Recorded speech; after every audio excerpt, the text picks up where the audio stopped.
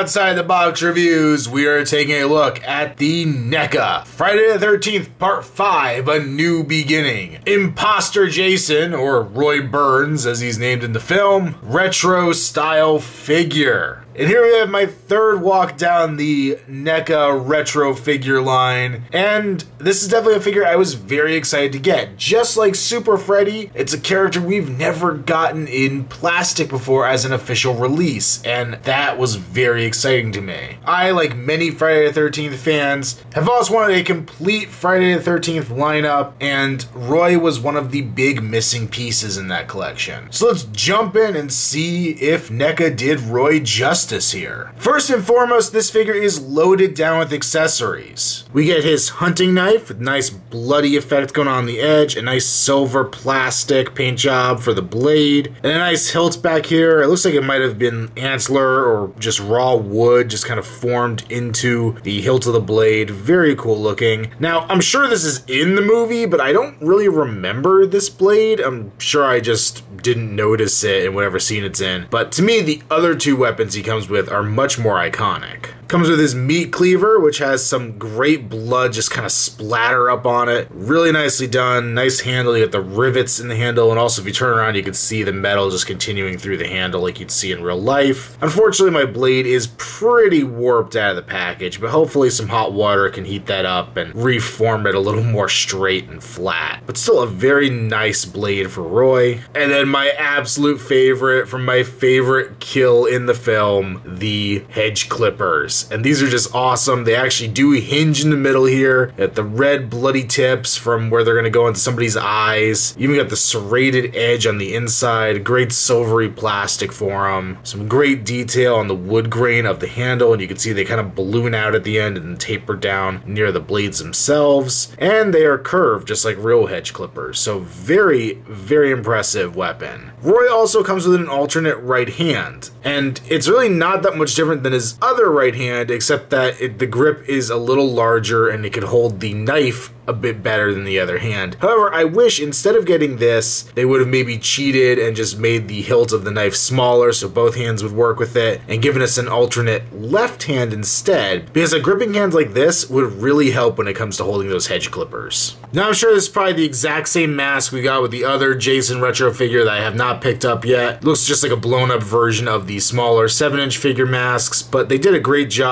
giving it a very dirty paint job, making it look very worn, and then doing the blue chevrons that are specific to Roy. There's no cut in the mask or anything like that, which is accurate to the film. With the strap going around his head, a little buckle back here on it. A lot of nice detail on it. They really did do a good job in that respect. My only gripe with it really, and it's minor, is that it's very loose fitting on the head and comes off very easily. Underneath we have unmasked Roy here, and well, he's still wearing his cowl to make him look more like Jason. You can see it just kind of makes his head look all deformed and lumpy, just kind of like Part 3 Jason. He has the axe wound to the head. So Roy did his homework. He picked up something kind of minor for Jason and put it into his own costume. And we've got the face. It actually, looking back, does look a lot like the actor who played Roy in his paramedic scenes, the one who was actually the face of the character. There were two actors. In the scenes with the mask on, it was actually a stunt man playing Jason as opposed to this actor. But the detail is pretty good. I like this subtle 5 o'clock shadow he's got going on here. He's got a lot of wrinkles and very good detail there. Not as what I've called a soft of a sculpt that we got on, say, like the Ash figure, which I like a lot. The only thing I dislike is, for some reason, there is something different between his two eyes, and I can't tell if it's a sculpting thing or if paint's not as heavy around one eye as it is the other, but it looks like his one eye is bulging out while the other one's a little small. So kind of an odd little goof in the paint there, but nothing horrible. And then if we do kind of unzip his collar here a bit, he is sculpted down around his neck, so if this collar does pull back or the costume kind of pulls away from him a bit, it is still sculpted further down to continue on the illusion, which is very nice. Speaking of the costume, the jumpsuit, I'm a little torn on this. Most people do seem to depict Roy in a blue coverall suit, but I'm pretty sure from the little bit I can see of the film that it's supposed to be a kind of forest green suit, similar to Michael Myers in the original Halloween. Michael Myers in that movie, it's green, and I think it was supposed to be that same kind of tone green that when you put dark filters on your camera lens and shoot all at night, it comes out looking blue. It doesn't matter because blue looks good enough. It's basically what we see in the film, just not what we'd really see in the few daylight scenes we get with Roy, but not a big gripe really, just kind of nitpicking in a weird nerdy way. But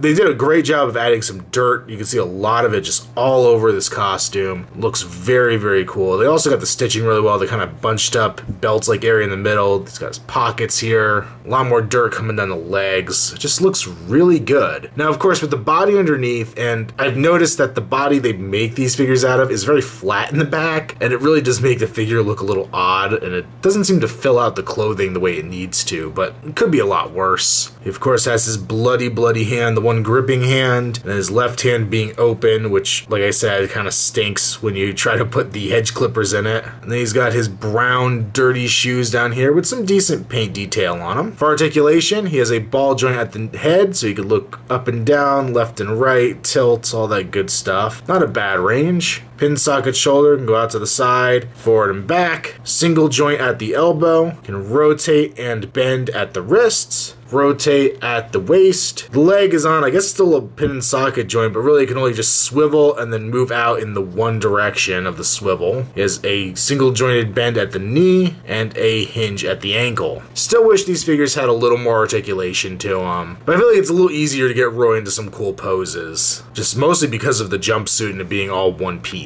And here we have the NECA Roy next to my custom Roy that I made years and years ago. Kind of a sloppy attempt at customizing. It was all made out of Mighty Putty, so it's not the best thing in the world by far, but this has been the Roy representation in my collection thus far, and I am pretty happy to have an official version of the character finally. Friday the 13th Part 5 gets a lot of hate, but I actually really do enjoy it. I think it has some pretty good kills in it and some pretty stupid funny moments.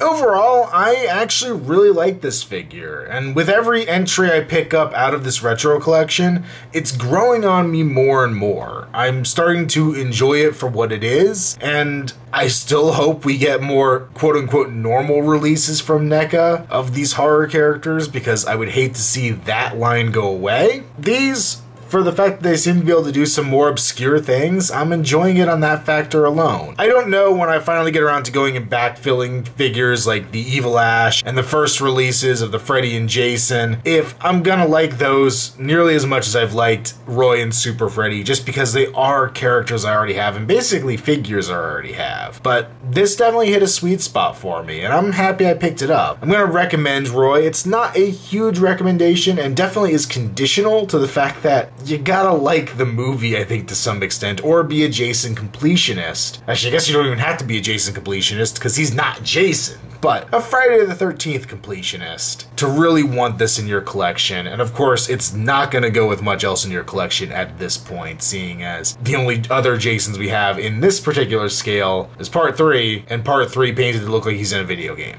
But hopefully we'll get some more from NECA and get some cooler releases. I'd love to see a Part 8. I'm hoping that will happen someday. Make sure you check me out on Instagram, username Outside the Box Reviews. Also check me out on Facebook, link below. And until next time, this has been another Outside the Box Reviews. Stay tuned for more to come.